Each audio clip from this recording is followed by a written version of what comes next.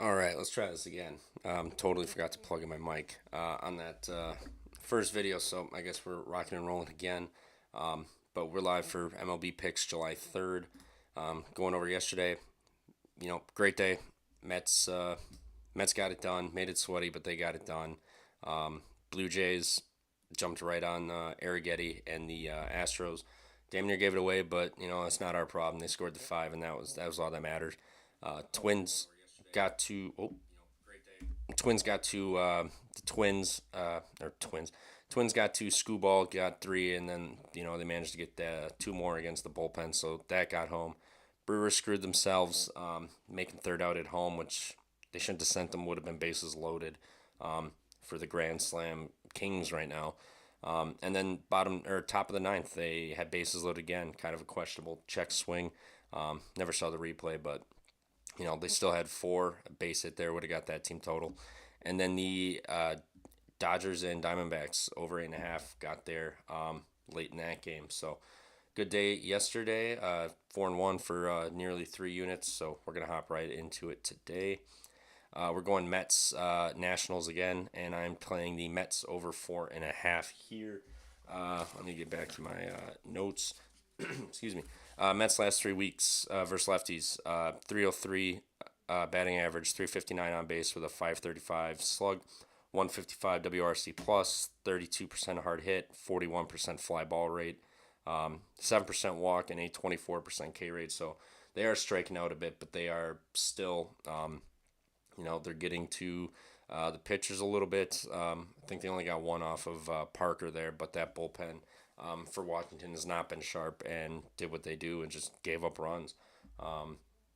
Last 3 games for Mitchell Parker, 322 FIP with a 364 XFIP. Teams are slashing 261, 292, and 377 against him with his 371 ERA and 125 WHIP in those games. 44%, or I'm sorry, 25% hard hit. He's given up 2, 4, and 1 in those 3 games. His last 5 home games, 1 to Miami, which we know Miami can't do anything against lefties. 2, 3, 2, and 0. 0 was to the Astros, I believe. I'm not sure. I'd have to double check, but did give up 0. He's only gone over 6 innings 3 times this year, so even if he goes 6 full, we still got the 7th, 8th, and 9th to beat up on that Washington bullpen that has not been sharp. Last 7 days against the Nationals bullpen, teams are slashing 244, 298 with a 526 slug. They've given up 18 runs, 15 earned, but teams have gotten 18 runs via errors also.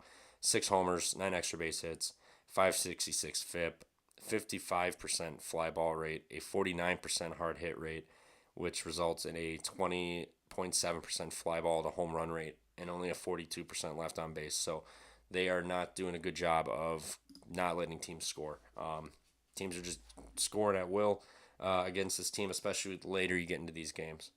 And Mets are addicted to extra inning games. So if it's a 3-3 game, 4-4 game or something again, they're going to do what they do and probably score 5 runs at the top of the 10th again. I mean, that's 2 days in a row they've gotten 5 or 6 runs at the top of the 10th. So just get in regulation or get us to extras and we should be fine. Knock on wood. But wind is also blowing out to left field 10 plus miles an hour today, and it's 86 degrees. So balls should be jumping. Mets are doing what they do. They're scoring games or scoring runs in these games. And I believe they've gotten 5 plus in at least 8 of their last 10 games also. I'd have to double check, but I know it's been ridiculous. They're on a mission right now. So give me the Mets over 4.5 at -115. Next, we are headed to New York, playing the Reds team total over 3.5.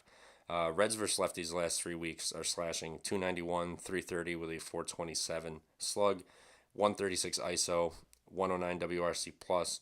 Only a 28% hard hit rate, but 33% fly ball, 5.5% walk rate with an 18% K rate. So, they're putting the ball in play at least. And against Rodon, that's probably a pretty good thing. I mean, Rodon has not been sharp.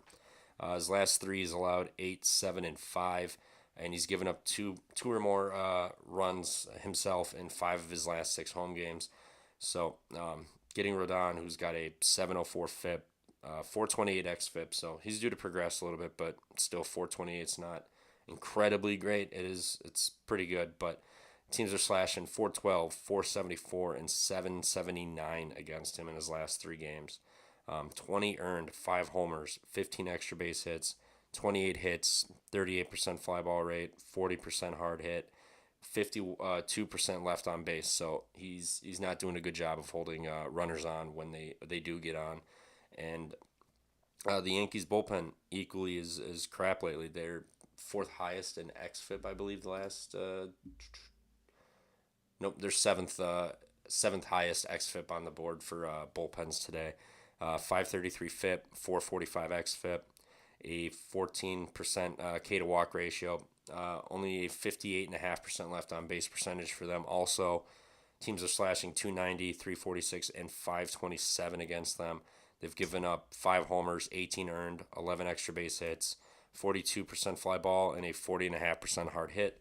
And weather in New York is also blowing out to left field at 78 degrees today. So Ellie, Spencer Steer, and the crew, I think they're going to have a decent day here again against Rodon and be able to score some runs. So I am taking their team total over 3.5 in that one.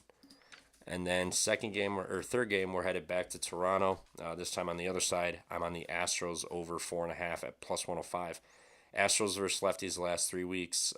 They're slashing 294, 329 with a 426 slugging, 115 WRC plus, 30.3% hard hit, 5% walk rate, and a 20.5% K rate. Kikuchi's last 3 games, we all know he's not been sharp. 652 FIP, allowing teams to slash 373, 396, and 686. He's given up 5 homers, 6 extra base hits, 13 earned, and a 39.5% fly ball and 50% hard hit rate in 11 innings his last 3 games. So he's not been sharp. He's given up a lot of hard contact, a lot of fly balls. And the Astros versus lefties, we all know they've been damn good against lefties. And Kikuchi versus Astros lineup, 101 plate appearances, 14% K rate, 15% walk rate.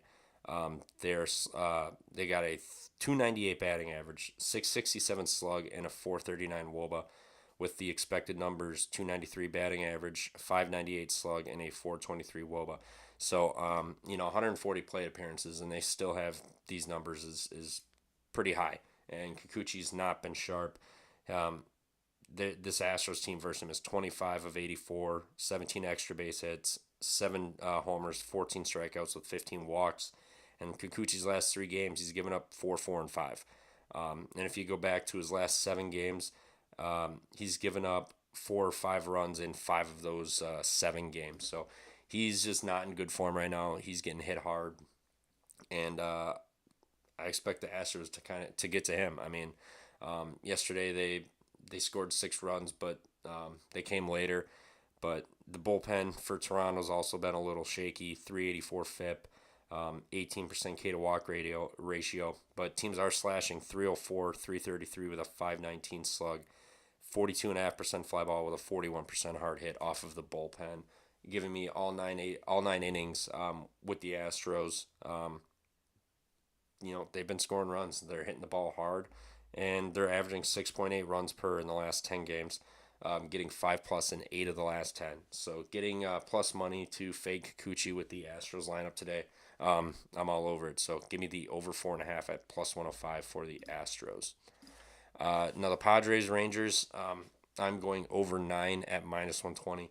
It is minus 105, juice to the under now. So, it moved overnight, but I'm not too worried. Rangers, if you look on Fangraphs via WRC Plus, they're 19th the last 2 weeks, so they're getting back up there. But Sunday night, 11 runs at Baltimore, and then they got 7 yesterday too. So I think their offense is kind of starting to figure it out. Wyatt Langford's really becoming a good player for them, and the Padres versus righties last 2 weeks, they're slashing 292, 362 with a 535 and a 153 WRC plus, 243 ISO, and a 31% hard hit with a 19.5% home run to fly ball rate. And if you take this Padres lineup versus John Gray, 140 plate appearances. They have a 389 batting average, 641 slug, and a 446 WOBA. The expected numbers: 330 batting average, 479 slug, and 364 WOBA. He's given up 6 homers, 17 extra base hits, 21 strikeouts, and 5 walks against this Padres lineup. And the last 3 games, he's got a 623 FIP with a 550 xFIP. Teams are slashing 355, 359, and 581. He's given up 17 earned, 4 homers, a 51% fly ball rate, 38.5% hard hit rate, and he's given up 8, 0, and 9 in his last 3 games. So you're going to couple that with Mazer, who's not been great. 631 FIP with a 652 xFIP, 11.3% strikeout, and a 16% walk rate. So he is, whether they're hitting the ball or getting walked, he's putting guys on base with a 180 whip. So I mean, he's putting guys on base every inning. And it just takes, a couple hits and Rangers can drive in 2, 3, 4 runs. Excuse me. Teams are slashing 269, 387, and 500 against him. In his last 3, he's also given up 9 earned, 2 homers, 7 extra base hits, 10 walks, and 7 strikeouts. His last 4, he's allowed 4, 3, 2, and 8. So he can give up runs, and then, these 2 starting pitchers, not great numbers right now, coupled with the bullpens that have not been sharp. Texas bullpen, 518 FIP with a 526 xFIP, 2.7% K to walk rate.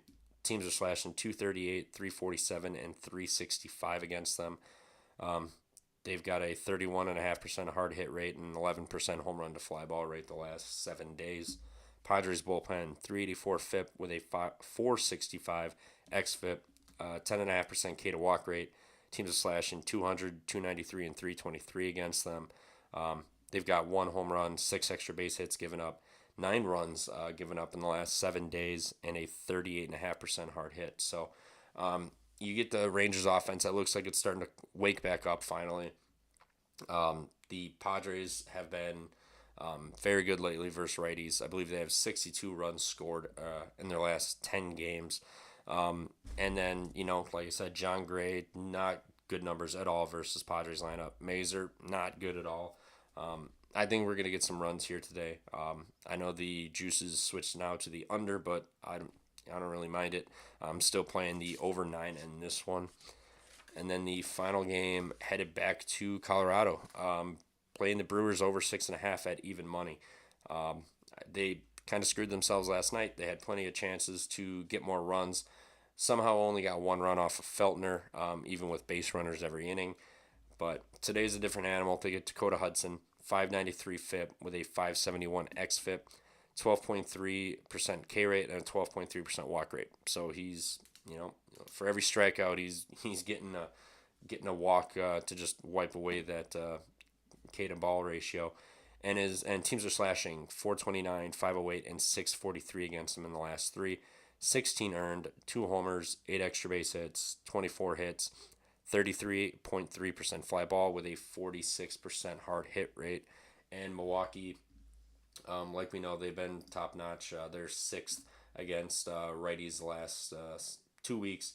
10% walk rate, 21% strikeout rate. They're slashing 286, 359, and 404.